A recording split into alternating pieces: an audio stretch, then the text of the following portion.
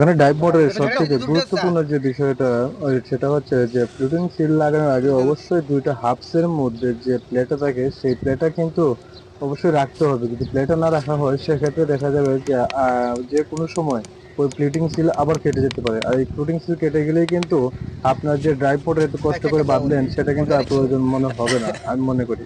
কেননা কারণ মূল হচ্ছে গিয়ে ফ্লুটিং সিল, কারণ ফ্লুটিং সিলই হচ্ছে এই ড্রাইভ মোটরের প্রথম আর প্রধান কাজ হচ্ছে পুটিং।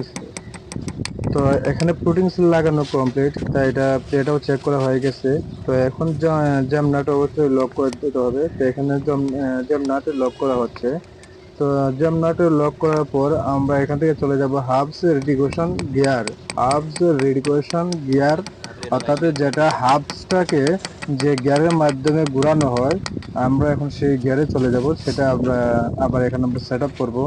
তো সেই হাবসটা সেট আপ করতে হলে আমাকে আগে আমার এখানে পুরোপুরি সব কাজ কমপ্লিট করতে হবে। কেননা যদি আমি সেই হাবস রেডিকুয়েশন গিয়ারটা যদি আমি লাগিয়ে ফেলি তবে সেক্ষেত্রে যেহেতু এটা আমার ভিতরের অংশ, সেই ভিতরের অংশগুলো তখন আমার কাজ করতে সমস্যা হবে। সেজন্য আগে থেকে সেগুলো ঠিকঠাক করে অর্থাৎ টোটালি কমপ্লিট করে ফেলতে হবে। যদি কমপ্লিট না করি তাহলে কিন্তু ঝামেলা হয়ে যাবে পরবর্তীতে। তো আমার এখানে যে উপরে যে এটা আছে, যে ম্যাটটা আছে, সেটাও আমার লক করা কমপ্লিট। এখন দুটো হাফসের প্লেটও দেখিয়ে ফেলেছি। তো একটু আগে আমি যে বললাম আপনাদের কাছে যে হাফস রেডিকুয়েশন গিয়ার, যেটা এই হচ্ছে হাফস রেডিকুয়েশন গিয়ার।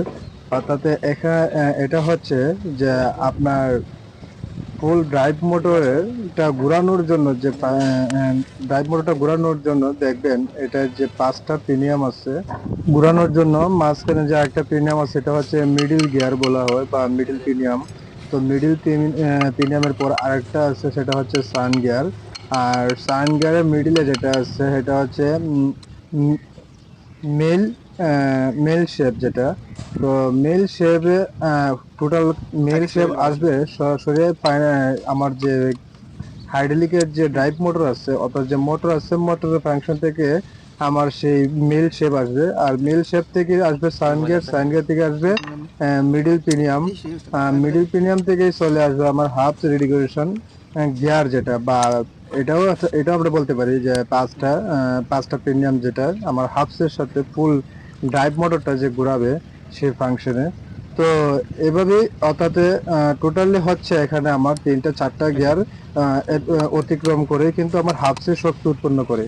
তো এই হচ্ছে আমার ফুল ভিডিওটা। অবশ্যই ভালো লাগলে